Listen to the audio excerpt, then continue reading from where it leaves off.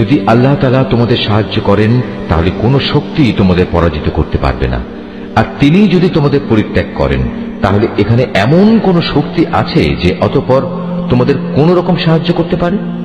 কাজেই আল্লাহর উপর যারা ঈমান আনে তাদের আল্লাহর উপরই ভরসা করা উচিত।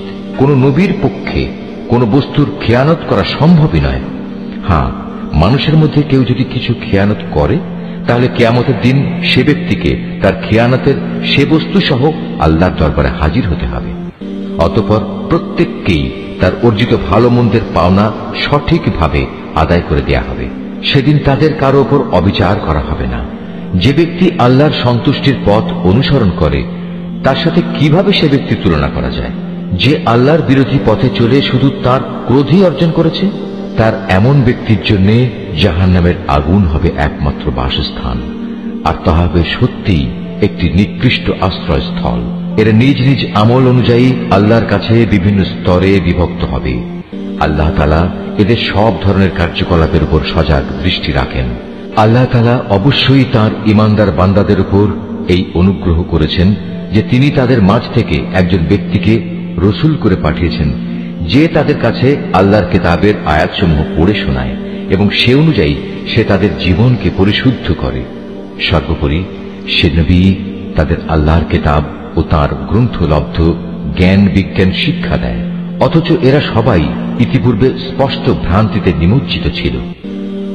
যখনই তোমাদের উপর ওহদ যুদ্ধের বিপদ নেমে এলো তখনই তোমরা বলতে শুরু করলে, পরাজয়ের এই বিপদ কিভাবে এলো, কার দোষে এলো?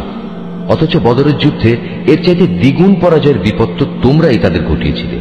হে নবী, তুমি বলো, এটা এসেছে তোমাদের নিজেদের কারণেই। আল্লাহ তাআলা সর্ববিষয়ের উপর অসীম ক্ষমতায় ক্ষমতাবান। উহুদের ময়দানে দুদলের সম্মুখ লড়াইয়ের দিনে যে সাময়িক বিপর্যয় তোমাদের উপর এসেছিল তা এসেছে আল্লাহর ইচ্ছায়। এই বিপর্যয় দিয়ে আল্লাহ তাআলা এই কথাটা জেনে নিতে চান কারা তার উপর সঠিক অর্থে ঈমান এনেছে। এর মাধ্যমে তাদের পরিচয় তিনি জেনে নেবেন।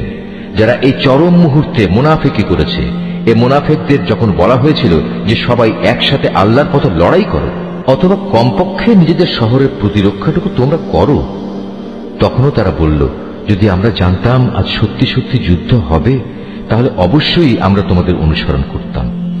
এ সময় তারা ঈমানের চাইতে কুফরিরই বেশি কাছাকাছি অবস্থান করছিল। এরা মুখে এমন সব কথা বলে যা তাদের অন্তরে নেই, আর এরা যা কিছু গোপন করে আল্লাহ তাআলা তা সম্যক অবগত আছেন। এরা হচ্ছে সেসব মুনাফিক যারা যুদ্ধে শরীক না হয়ে ঘরে বসে থাকত এবং ভাইদের সম্পর্কে বলল, তারা যদি তাদের মতো ঘরে বসে থাকত এবং তাদের কথা শুনত তাহলে তারা আজ এভাবে মারা পড়ত না। হে নবী, তুমি এ মুনাফিকদের বলো, যদি তোমরা সত্যবাদী হও তাহলে তোমাদের থেকে মৃত্যু সরিয়ে দাও।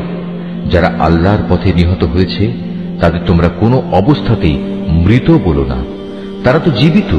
তাদের মালিকের পক্ষ থেকে জীবিত লোকদের মতোই তাদের রিজিক দেয়া হচ্ছে। আল্লাহ তাআলা নিজ অনুগ্রহ দিয়ে তাদের যা কিছু দান করেছেন তাতেই তারা পরিতৃপ্ত। এবং যারা এখনো তাদের পেছনে রয়ে গেছে, যারা এখনো তাদের সাথে মিলিত হতে পারেনি, তাদের ব্যাপারেও এরা খুশি, কেননা এমন ধরনের লোকদের জন্য এখানে কোনো ভয় নেই এবং তারা সেদিন উৎকণ্ঠিত হবে না।